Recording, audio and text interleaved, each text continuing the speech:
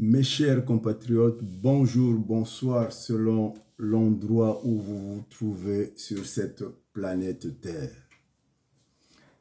Je suis Armand Mandiono Boutelezi, Buchindi bwa bucheleka bwa vindu munabangungu, wakala mukwenda nkukirika. Ma communication d'aujourd'hui s'intitule « Le cannibalisme politique dans la diaspora ou fantasme des désespérés ». Aux agités politiques des réseaux sociaux, des médias alternatifs, pseudo-analystes, journaleux, tortues à double carapace, pêcheurs en eau trouble, politiciens à la solde de la parentèle au pouvoir, ou encore caisse de résonance des histoires secrètes du PCT et des apparatchiks du pouvoir. De deux choses l'une. La diaspora dite militante est atteinte de ses limites cognitives ou du désespoir de l'échec. Ces excités ont transformé le débat politique en un exutoire, attitude qui cache en vérité la phobie et l'incertitude d'un retour au pays natal après tant d'années passées en France, sans préparer leur reconversion. Cela devient un dilemme pour ces derniers, d'où leur quiproquo avec Sassou Nguesso et son rejeton Christelle Denis Sassou Nguesso. Perdu entre le pathos et le logos de l'homo politicus, le théâtre congolais de la pseudosphère politique de la diaspora dite militante, entretenu par des désespérés, des déséquilibrés mentaux et agents de tout acabit, excelle dans un charabia politique teinté d'un incivisme patriotique et d'une sécheresse intellectuelle criarde qui réveille une haine enfouie en elle, en la faisant remonter à la surface, et un désamour pour soi-même. Gagner, tuer, survivre agrémente le discours des cannibales de la diaspora dite militante qui se dévorent sans pitié tels des fourmis manions. À la fin, s'humiliant, inventant des scènes bluffantes, ubuesques, mensongers, rocambolesques, un véritable voyage des maudits, des experts escoumontés et démontés au pays de la haine.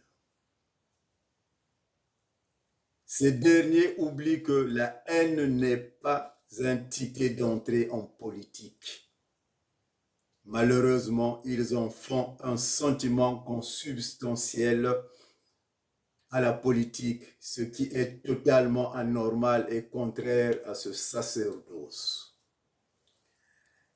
La haine débordante dont le corollaire est la virulence verbale est tout sauf un hasard à la radicalisation de cette diaspora dite militante, dont les réseaux sociaux, inexhaustibles déversoirs de fiel, permet de comprendre les limites de ces spécialistes de la bêtise politique, dont la détermination est égale à la somme zéro. Nous nous réservons de citer les noms de ces cochons d'Inde, personnes abjectes pour ne pas nous faire taxer de folie ou de personnes en quête de notoriété, comme ils ont l'habitude de qualifier l'espèce humaine sincère et véridique devenue rare de nos jours que nous représentons, en se posant des bonnes questions. Certains d'entre eux n'expriment que leur jalousie, leur complexe d'infériorité, grosso modo leur mal-être.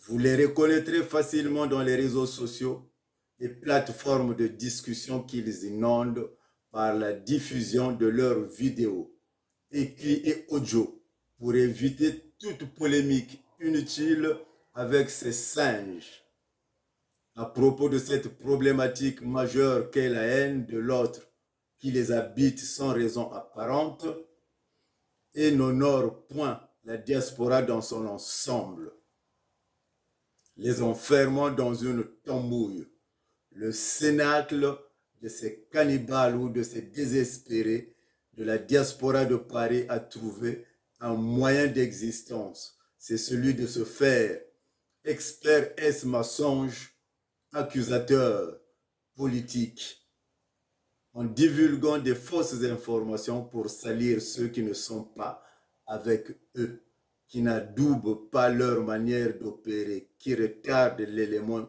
l'élan du combat politique du peuple contre le système établi. Ils font de la diffamation, de l'espionnage breloque, leur modus operandi, sans aucune gêne, croyant avoir tout le monde à portée de main, comme des ignares, pauvres cannibales politiques, personnes abruties de la diaspora dite militante, née d'un militantisme de la haine, de la vengeance. Vous avez cru être plus intelligent que les autres, mais hélas, c'est peine perdue malgré l'espoir d'arriver un jour à vos fins. Vous êtes rentrés tout bonnement dans la route de la mort à crédit avec vos contorsions politiques.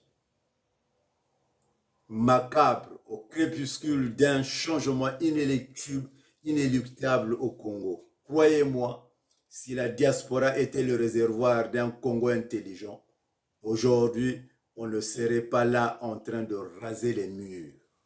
La révolution se serait déjà produite au Congo. Alors, un peu de modestie, s'il vous plaît, et évitez la roublardise.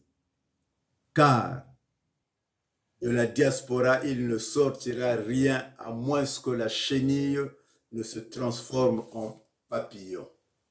Armand Manziono, Boutelezi, Bouchindi Boavindu Munabangungu, Wakala Mukwenda Mfukirika. J'espère que les contradicteurs viendront et ne traiteront pas mes propos de chiffon. Car mon pacte, c'est avec la vérité. Signé Nzoïsme.